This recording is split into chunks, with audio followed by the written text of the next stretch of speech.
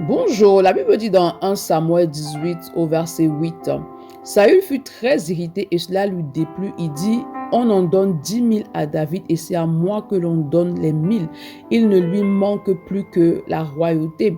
On a ici un Saül en fait qui est jaloux par rapport à la victoire, par rapport justement à la victoire de David. En fait, il est jaloux en fait. Il a une certaine envie qui a jailli en lui. Et c'est ce sentiment en fait de jalousie, cette envie en fait qui l'a poussé justement à pourchasser justement David en fait, à le pourchasser, à le persécuter. Quelle est ton attitude face à la réussite des autres?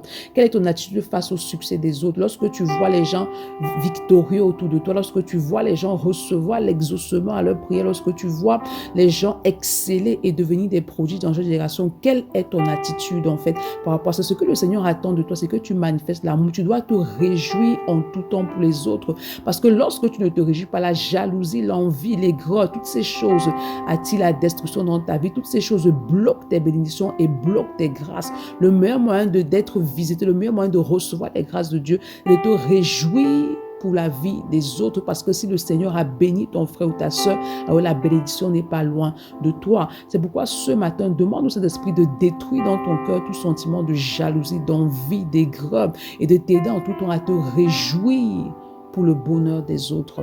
Bonne journée. Shalom.